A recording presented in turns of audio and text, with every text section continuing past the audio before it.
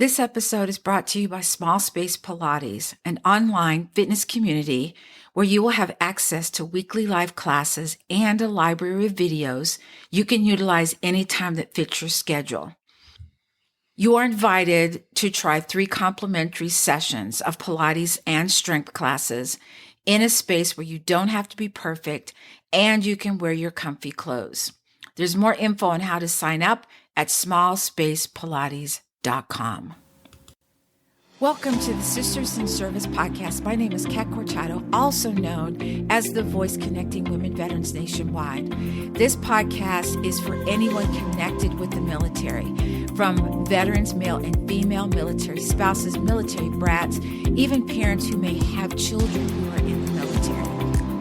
As an Air Force veteran, I understand the trials and triumphs that women veterans go through in service and out of service. And so I wanted to find a way that I could put it out there into the airwaves and let everyone know what we're going through and find a way and a solution to what's happening to us in the service. I also like to highlight these women who are business owners, they're entrepreneurs, they're bosses in their business. And so I hope that you will follow me, you will share, and you will subscribe to this podcast, which comes out every week on Tuesdays. And as always, please stay safe, take care of each other. Until next time, and it's never too late to start your impossible. Hello, everybody, to another episode of Sisters in Service. And I am your host, Kat Corchado. And my guest today is Krystalore Crews. She's an Air Force veteran, a former NFL cheerleader, a 26 times marathoner. Yeah, we're going to talk about that. She's a fitness resilience coach, motivational speaker, author, and leadership consultant. She just does a few things, y'all, just a few things. So Krystalore and I met accidentally on purpose. Always on purpose, right on time. We were on a LinkedIn Live together, and I learned that we were both in the fitness realm. And I thought, wow, I really would like to have her on the podcast. And she so graciously said yes. So, Krystalore, what came first? Were you were you a veteran were you active duty military while you were cheerleader? Were you also doing the marathon thing? Were you also, or was it a mishmash of all of it? It's a lot. So I joined in May of 2002, so right after 9/11. Prior to that, I was a runner in high school, and I ran track for college. And then I was also a cheerleader and a dancer since the day I could walk. And then I actually cheered in high school, and then I got recruited to apply to audition for the NFL. And so I was actually in the service when I auditioned. So that was an interesting, it was a really great time, but it was also interesting to go into that space as a role model in the community, in both, obviously for the NFL and for the military. So it was pretty neat.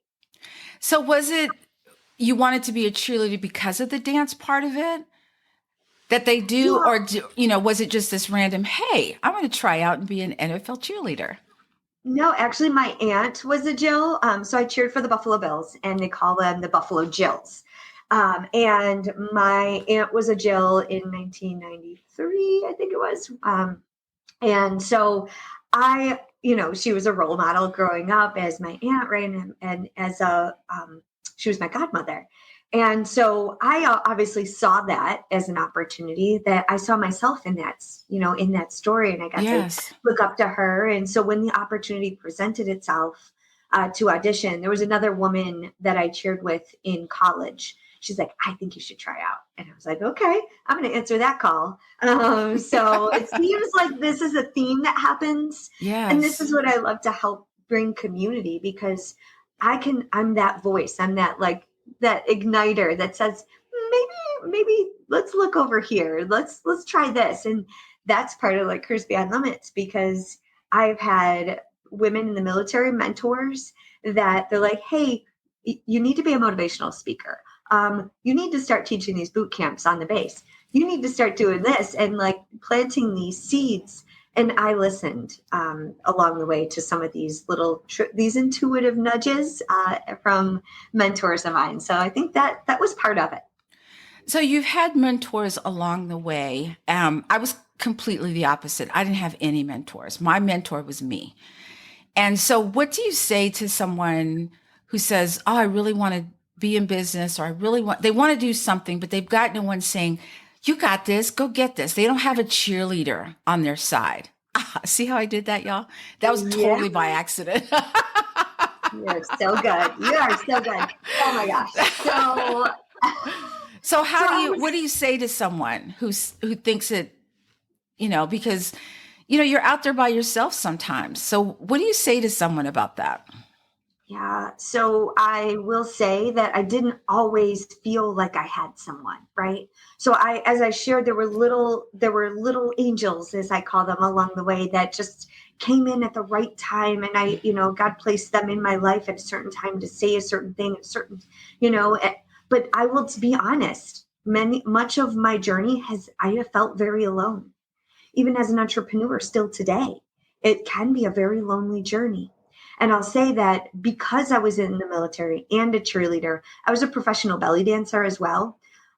I feel like so I literally had to go to the JAG's office and sign a waiver to say, because they thought I was a stripper. They were like, you're getting tips, you're doing all these things, you're like half naked, this isn't aligning with the core value. Like, I got questioned, right? So what happens when you don't feel like you're understood, there creates this gap. Yes. This gap in that connection. We just crave connection and feeling like, for me, I say we as humans, we crave connection. And we want to feel understood and welcomed and valued and like we're part of a team. And when these barriers kept happening, it created some isolation for me, because they're like, oh, you're that pretty girl, you're that runner girl, you're that cheerleader. There she is, get another word. There she is in the limelight again. There she is going on vacation again. Oh, there she is in a calendar. Who does she think she is? All of this noise that happened, it created so many more barriers. And so I felt more and more alone. And then when I found myself at the end of at the end of my NFL career, I actually got diagnosed with a very rare form of rheumatoid arthritis. So literally at the end of the season, my right baby toe ended up being this big, and it was, and they, like, the doctor shooed me out. They didn't take me seriously. They're like, stop wearing those shoes, stop doing too much, and they just shooed me away. And my body shut down in a matter of 2 weeks. Oh my goodness. I spent 6 months in a wheelchair where they tried to figure out what was wrong with me. And during that time, the military, they tried to kick me out. They replaced me with another body to do my job. They packed up my stuff, my desk, and they put it on a cart. And I had Christmas lights all the time. They put Christmas lights around it and plugged it in the hallway. So I'll just say that. That's so cruel and rude. There's so many, I have so many stories. So I just share that because I have felt so alone in so many times in my career, in my life. And a lot of times when we go through these shifts, these major traumatic events, changes in your life, changing in your career, moving. I've moved 4 times in the last 5 years. My husband's in the military as well. So I've had some serious identity shifts and trying to find community and connection. People are like, you do so much. I'm like, well, I just keep going. It's like starting over I'm like the again. Energizer Bunny, right? But it is a lonely journey. Yes. Because the more I do, the more it kind of, you feel alone.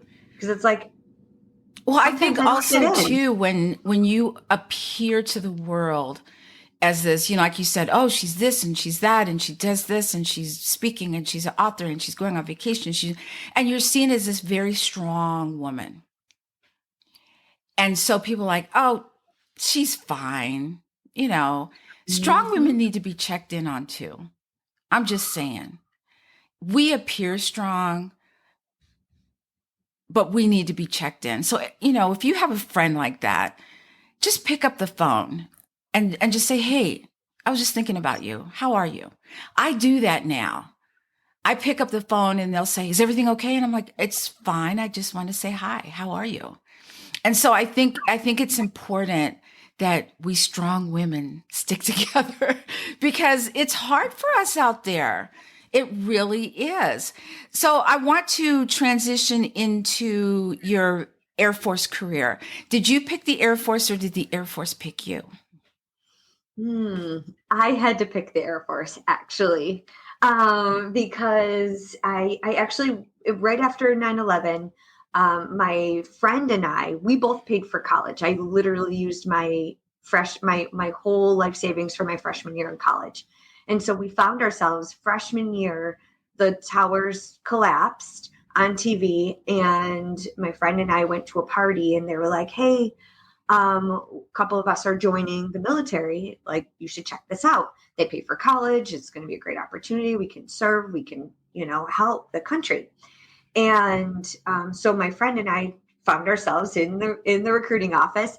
It was the Army, and I am 4'11" and 3/4. I am a cheerleader, a dancer. For those of you who can't see me, I am fully made up all the time. Part of the NFL is we had to be fully made up when we left the house. So I'm wearing red lipstick. I'm got my earrings. My hair's done. I'm prepared for life, right? So I walk in there. I'm petite, and same thing with my friend. And they were like, yeah, passed with flying colors. Everything looks good, checks out. Here's your contract. You're both going to be truck drivers. You're like, no, thank you. Wait a minute. I'll be right back. I'm going to go next door. I got to talk to my mom first. I was like, I got to talk to my mom. She's a part of my decision making. So I ended up talking to my mom. She thought I was crazy. But it was definitely the best decision I've ever made. But we ended up talking to a couple other friends. We're like, okay, what branch are you looking at? So we kind of phoned up some friends. And then we found ourselves in the Air National Guard's office, actually, because we wanted to go to school. We were both in college full time. So we wanted to find a way to serve in our local community. And so we served part time with the Air National Guard. And I'm now about to hit 21 years. Still currently serving, actually, and it's just been an incredible journey. And what I thought I was just going to go to pay for college for 6 years ended up being a full career with retirement. So when did you find that you were kind of being pulled into the fitness realm?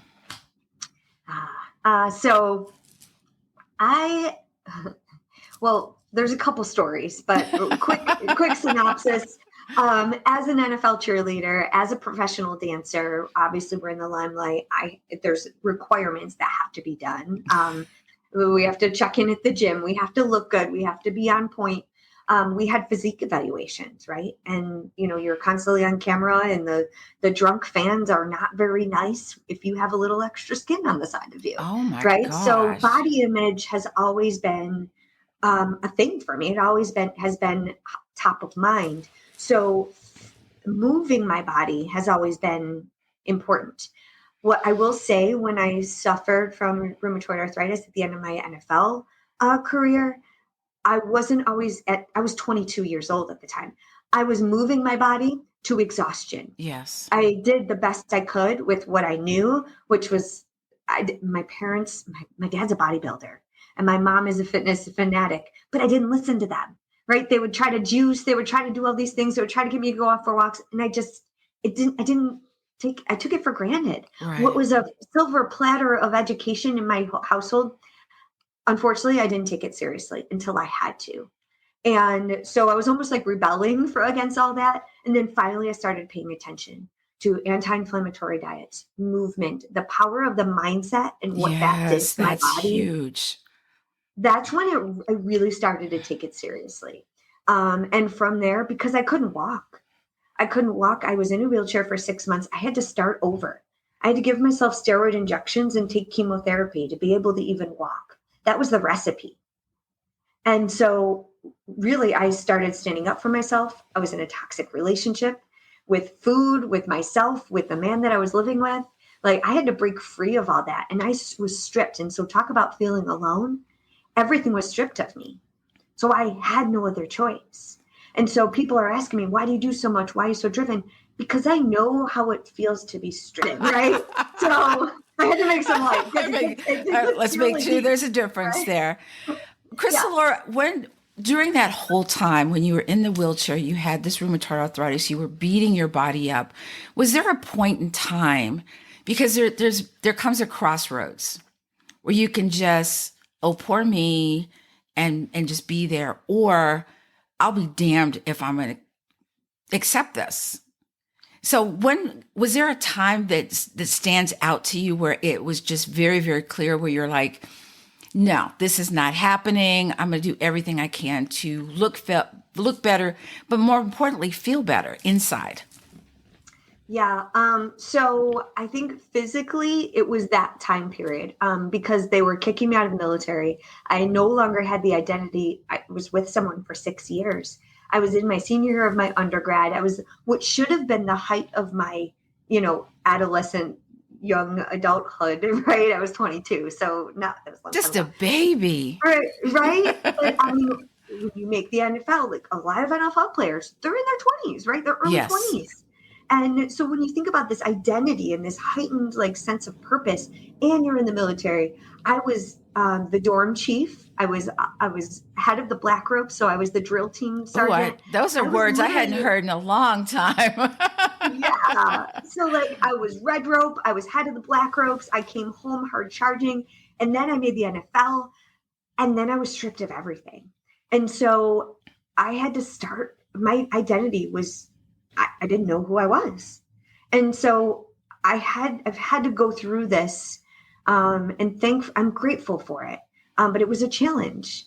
And so I literally started standing up for myself and starting to say, I'm not going to take no for an answer. There has to be another way. What else is possible? Roll up my sleeves. What can I do right now with what I've got? You got to put in the work. You can't just go from having no money to being a millionaire. You got to put the work in. And that requires a lot of work, not only physically, mentally, emotionally, all those ALLY words. Yes. So when you talk to clients and they're talking to you about their fitness and what they're trying to go through, what they're trying to achieve, there's some commonalities that I'm sure both of us have heard. And one of them is for people who either worked out and stopped for many, many years, but they want to get back into it. And here, what they say is this: I don't have any motivation. You've heard this, right? I know you have. So what do you say to people when they say that? Because we're right, it's smack dab in the New Year's resolution thing that's still, I think, maybe still happening. And people are like, oh, this was a great idea. And some of them have probably already quit by now. But what do you say to these people to keep them motivated, or even to address their lack of motivation? Yeah, this is a really great topic. I love it. So I don't have motivation either. What I do have, though, is a drive and a purpose and a burning passion to live my best life, so that I can pour into everyone else, right? So my clients, my husband, my stepdaughter, my business, my neighbors, my family, they need me at 100%. So it's not about me. It's not about my motivation. A lot of times it's, what are we doing? What is the impact and what's the legacy that you want to live and leave on this world? And when we can put it in those words, that's a deeper meaning to finding the reason, finding the ways, and finding the recipe of what that looks like. Now, that might mean you might need to get a therapist. That might mean you need to hire a coach. That might mean, that obviously it has to mean you have to move your body. Yes. You have to fuel it properly, right? But there has to be enough of a dangling carrot. Well, what is your why? Exactly. So motivation is it's your why, it's your drive. It's the, why do you get up? For what? not to lose 5 pounds or just fit in your wedding dress. Right. Like it has to be deeper than that, or else it's going to come and go. It's going to be a fleeting thought, and it's going to be cool for a couple days. And then when you don't see motivation, or when you don't see results, and then you'll gain more weight, and then you'll start feeling worse. And then it's the roller coaster. I think the other thing that I find funny is that they feel as though because we're in the fitness realm that we automatically have this motivate. Well, you're a trainer, you like working out, you get up early to work. I'm like, are you kidding me? You know why I work out? I like cookies, y'all. I like ice cream. I want to eat all that stuff. But also I think your motivation changes, your why changes as you get older. And so my why at 20, 30 is completely different now at 65, because I just want to be healthy. I want to leave a legacy of me. I want my kids and I have one kid, so really just FYI, it's only you, Nathan. That's what I said. There's no other one out there. But the grandkids and great grandkids, when they see, wow, Nana's working out, look at her. Because we have this mental thing that when you get to a certain age, you're supposed to act a certain way, and you're supposed to wear certain clothes. I'm this age now, so I have to act this way. And I totally rebel against that. I just do. I think that's why we get along. We're both rebels. I'm like, oh, really? No, that's not happening. Rebels with a cause. With a cause. With a really good cause to help other people. Absolutely.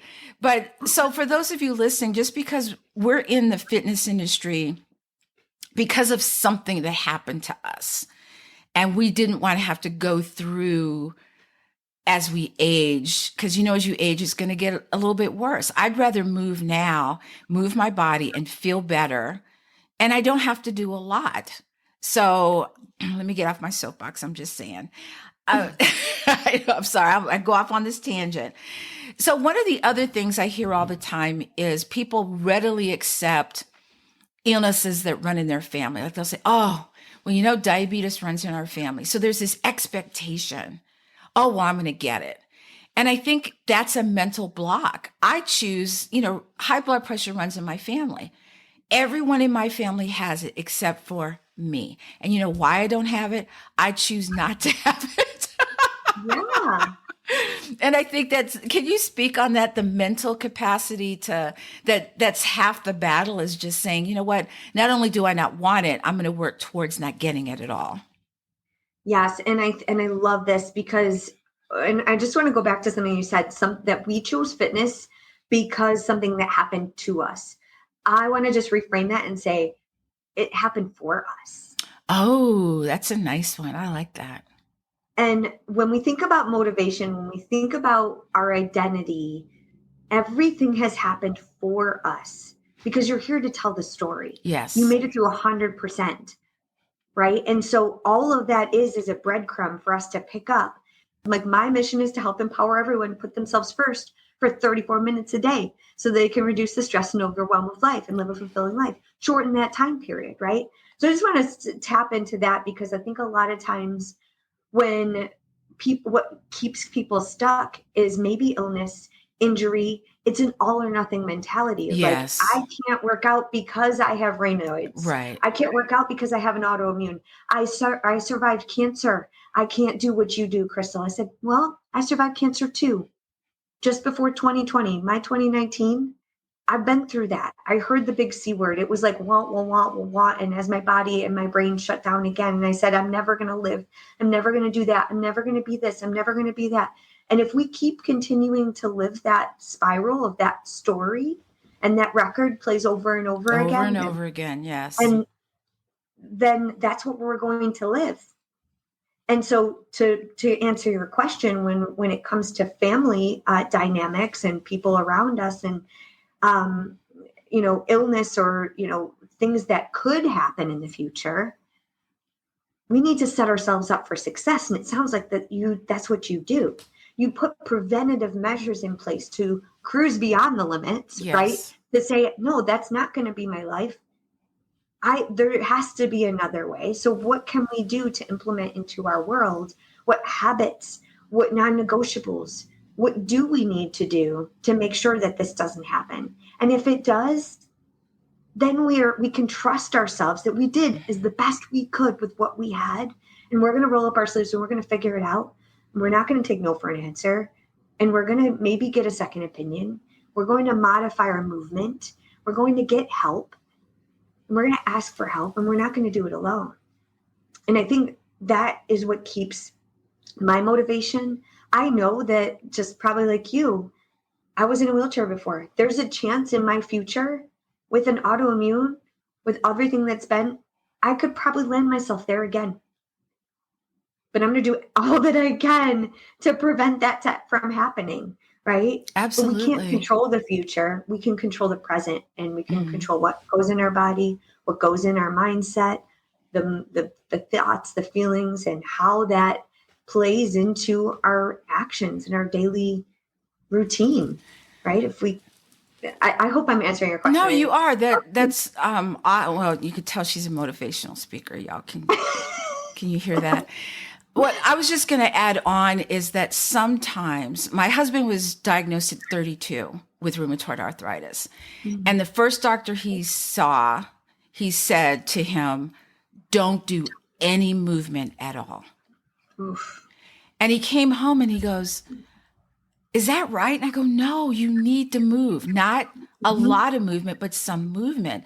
So if you're out there and you're trying to figure out, how do I start with walking. I'm telling you, walking is underrated. I know Krystalore she's a marathoner, but I think that walking is underrated. Just start with something. Be brave enough to just take a step and say, I'm going to walk for 10 minutes, 15 minutes. Don't say I'm going to walk 5 miles if you've never started walking. I always tell people, cut it back, start small. And so it's really hard sometimes when people want to go, to rein them in. They're like, I'm going to do this and I'm going to eat right and I'm going to do all that, and you're like, whoa. Let's pull it in a little bit. So Krystalore, in today's society of online everything, have you found it difficult to explain to people, or for them to see what's the word I'm looking for? The advantages of doing something, a fitness routine online? Oh, gosh. Okay. So I think the hardest part is getting people to see their why and have the motivation to do something from their home, right? Because many of my clients, they're like, I'm too busy to work out. And so they don't. Or they let COVID happen. It's like this COVID thing has been happening, right? Yes. To a lot of bodies. Yes. And I love what you said as far as movement. I want to go back to your previous comments. Sometimes we can fire our doctors, by the way. Right. I have to say this because I have fired doctors, because if you are an athlete and the impact of not moving your body, what that does on the mental, I know that firsthand. So I spent 18 months in the fetal position, not moving over the course of my life. And I know the deep spirals and the depths, so we won't go there. But I just want to share, when I go to a podiatrist, they better be a runner. Yes. Or someone that works out. I don't want a doctor that doesn't move their body, because they are going to tell me not to move. So I wanted to share that, because I think it's okay to say, you know what, you're not the doctor for me. We shouldn't be taking advice from people that have never walked. And also, just to add on to that, I think that you're the one in charge. I've had doctors tell me, well, you are getting older. And I've come back and they pay you to say that to patients. Yep. Doctors hate me. I ask them all the whys, the what fors, the hows, and all and they're just looking at me going, who are you? You have to be an advocate. Because guess what? They're in the background Googling stuff too. Yes. Dr. Google. Yes. I mean, we're all human. Let's just be real. I'm not trying to put down doctors right. at all. All I'm saying is, just like a spouse, just like a therapist, you have to find the right one for you. Yes, right. absolutely. And so if you're an athlete and if you're being diagnosed with something, make sure that you do the homework yourself. No one knows your body like you do. That was kind of burning in the back of my mind. So I just didn't want to let that one hang, because I love I that. think we can't always accept what the first answer is. And we can go down because we take that at face value, and we think that they're the experts, right? Yes, so that's the be all and end all. That's it. Exactly. Yeah. And so as rebels with a cause, do your homework, listen to your intuitive, not just, we need our own show, Rebels with a Cause. Right. Oh, I love that. You can't have any excuse not to move your body for 30 minutes. Like, you're doing it from the privacy of your own home. It's 30 minutes, including warm up and cool down, at least my programs. Yes. I teach HIIT and kickboxing. So they're high intensity interval training. I have my own method. So it's the Crews Beyond Limits method. It's not an MLM. I am my own brand. So I have my own method of teaching. So on Fridays, we do Fighter Fridays, kickboxing moves. So I am a group fitness junkie. Okay. So let me just share that. And being a busy woman in the military, traveling all over, trying to build a business, moving 4 times in the last 5 years, being a personal trainer and a fitness instructor, I can't always get to a gym. My bags are always packed. I'm constantly in a hotel room. So I had to create a system that was a non-negotiable. And so that's the system that I created, so that I have a lot of flight attendants, nurses, stay-at-home moms, entrepreneurs, people that work from home. Yes. That literally is just, it's manageable.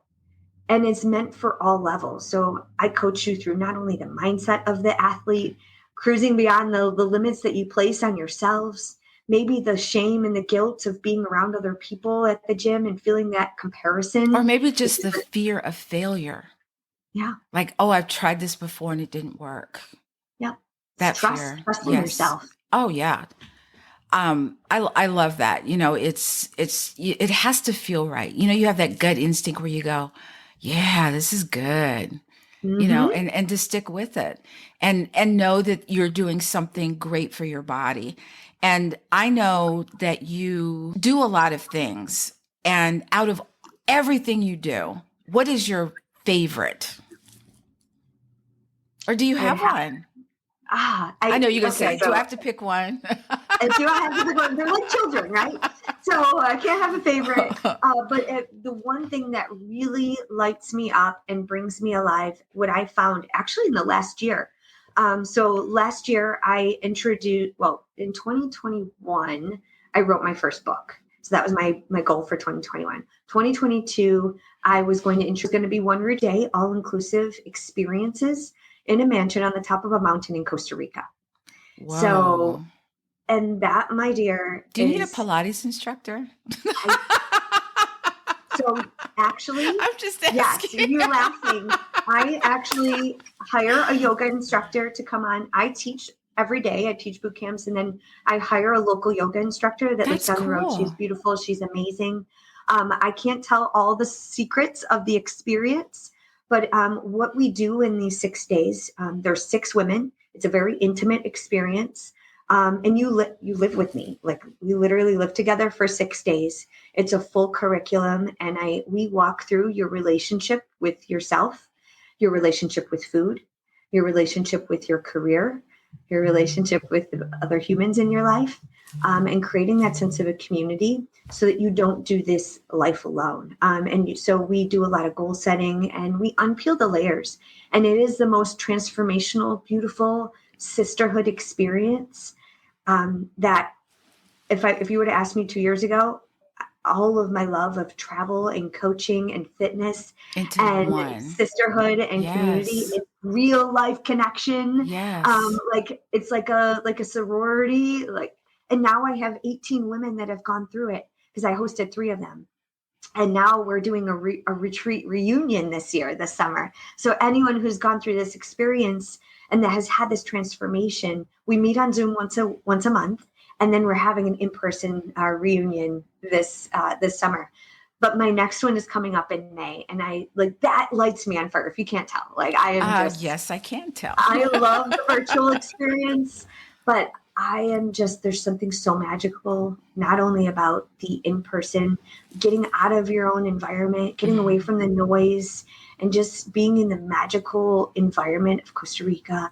You hear the birds chirping, the infinity pool, just like the beautiful terrain, like, and then just sounds the warm, magical. Oh gosh, I could talk for hours on it, because there's nothing that matches that experience for me and for my clients as well. So. Well, Krystalore, it's been so great having you on and getting to know more about you. And what kind of things other than Costa Rica, where can people find you, and what other events do you have? Or, if people want to join your online community? Yeah, so I'm on all the socials. So Krystalore Crews, it's KrystalOreCrews, and it's krystalorecrews.com. So I'm the only one in the world. My grandmother's name is Laura, and her middle name is Crystal. So my mom switched them and put them together. So there's no one else out there. So it's not that hard to find me. And I'm everywhere. So you're not going to be that hard to find me. So, but just please send me a message. I would love to connect with you. And so what am I doing this year? I'm actually launching another book. I am launching my own podcast. Probably going to see me on TV. I am doing a U.S. tour. So I'll be doing a couple smaller workshops in certain cities. So those are all going to be released. The dates will be released soon. And really just traveling all over and just trying to reach as many people as possible, and just helping shorten that time of that self-doubt and overwhelm, because we don't have to do this alone. So feel free. I do have a free community too. It's Health is Wealth. It's the Health is Wealth for busy people. So if that's you and you want to make health your wealth, you recognize that your health is your wealth, and you can have all the money in the world, but that's not going to bring you happiness if we don't have our health. So I tell people that all the time. And you can't buy health. I don't care how much money you have. You can have the best doctors, you can have the best medicine, you can have the best of the best of the best. And if you're not healthy, it doesn't matter. And on that note, I want to say thank you, Krystalore, for being a guest today. And for all my listeners, please stay safe, take care of each other until next time. And remember, it's never too late to start your impossible.